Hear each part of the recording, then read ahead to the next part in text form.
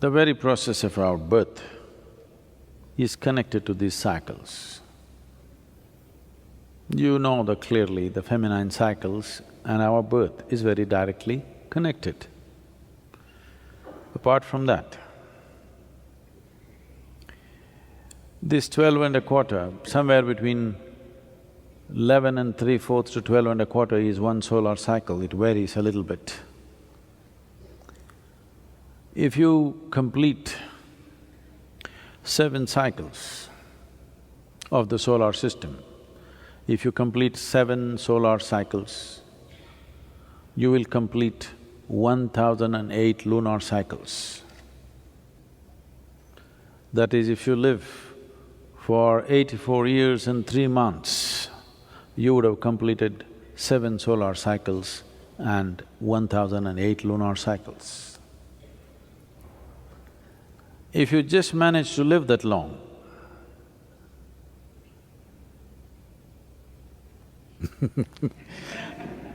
I may be encouraging a lot of rubbish now. If you just manage to live to complete 7 solar cycles and 1008 lunar cycles, then you can break a certain bond with the earth. Your bond with the planet is broken largely. And very easily, with very little assistance, even if you know nothing about anything, with very little assistance, you can go beyond the cycles of birth and death.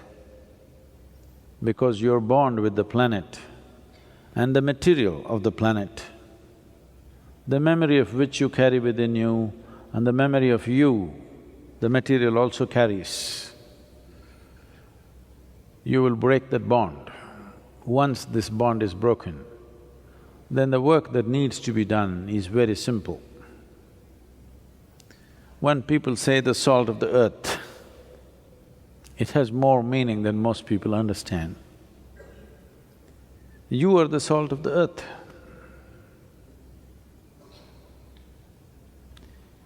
This whole body is just a small blob which has just popped out of this planet.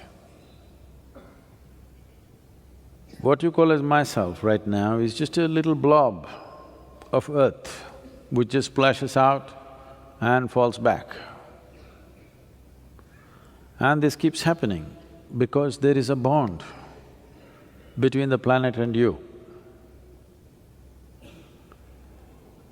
The energy that you refer to as myself and the material which has become the manifestation of yourself, these two things have gotten linked. It's a very deep, it's a very profound relationship. But if you complete 7 cycles of the sun and… along with that you complete 1008 lunar cycles, then your bond with the planet is largely broken. From there on, it becomes very simple. With a very small push, it could be done. So if you've not done anything right, all you have to do is torment the world with 84 years of you. And because ultimately it's only the result that matters.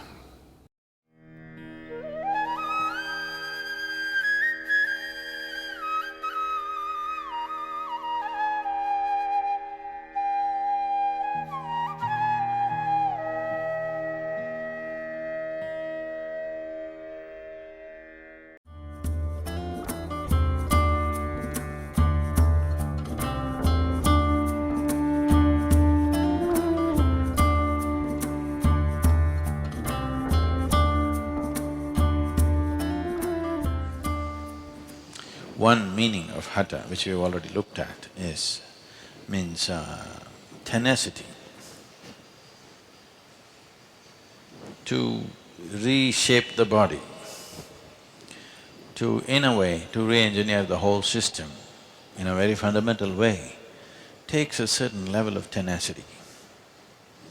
This is not even for God, because it seems he took a holiday on Sunday. Yes, Shiva didn't, but from where you come, most of you, God took a break on Sunday, so he is not a Hatha Yogi, he cannot be. Hatha Yogi has a tenacity, there is no Sunday, Monday for him. He's on and on. Because if you don't do that, you cannot recreate a body which has already become an adult. This is recreating the body. Means, first time your body has been created largely from an information that has come from your parentage. What memory their bodies carried, what was one, two come together, and a more complex memory system is formed every time a child is born. So the shape of the body, the tone of how your system is, everything largely shaped from this memory. Now, if you are in a certain way, there are ways to do this, we can actually set up long-term experiments if somebody is willing to fund and do, we can show. Right now you trace back, let's say, 5 generations ago, my great-grandfather, great-great-great-grandfather was a great guy. He was very intelligent, very physically fit and capable of many things. I want to become like him. We can do certain type of yoga so that we are able to largely take that part of the memory in your system. Maybe your father was a weak man, you don't want to be like him, you want to be like your great-great-grandfather. There are certain types of yogas to identify that memory and activate that memory to the maximum. That will not be the only one, but that will dominate.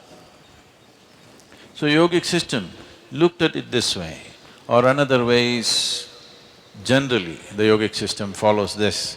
When the Saptarishis sat in front of Adiyogi,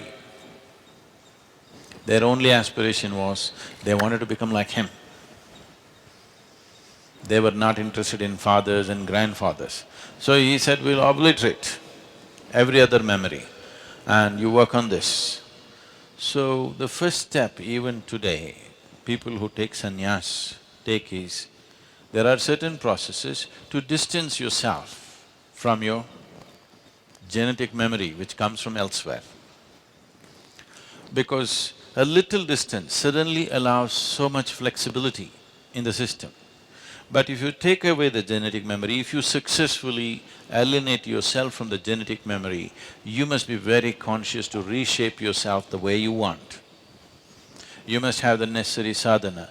Otherwise, no memory, no consciousness, this will go… people may die soon. It's possible. If one distances himself from his genetic memory and does not do the necessary work that is needed to rebuild the system, his system may collapse within a certain period of time because it's the memory that is in the genetic substance which holds the body in a certain level of integrity. Why one person's body seems to be much more integrated than another, naturally, is essentially because of the type of memory that they carry. So in Hatha Yoga, we are not trying to, at least at this stage of doing things, we are not trying to distance from the genetic memory, we are trying to take the best that is there in us. There may be all kinds of people. Let's say if you look back last 25 generations, the family tree, if you look at it, if you look at the immediately previous generation, you are only concerned with 2 people, your father and your mother. But if you look little further, there are 150 guys who are contributing to your memory. Now, all these people, we don't know what kind of people they are. Some might have been very strong, some weak, some diseased, some healthy, some very focused, some all over the place. There could be all kinds of people in this tree. From what do you draw is an important thing. or how to draw the best from all this is an important thing. Hatha means, ha means sun, tha means moon. To draw directly from our parentage, essentially our parentage is sun and moon and planet. These are the three. The planet is the womb, sun and moon in some way are impregnating, and this is happening. If there is no sun, there would be no life. If there is no moon, life wouldn't be the way it is right now, it would be probably some other way. So these three dimensions are playing an important role. So one aspect of Hatha is to keep our parentage aside. My father, my grandfather, all these people, you keep them aside because ultimately all their lineage goes to sun and moon. You want to draw straight from that. That is what Hatha Yoga means. You bring such a balance that this intermediate transmission is lost and you draw directly from that as life was made. On the way, so much corruption has happened through millions of generations.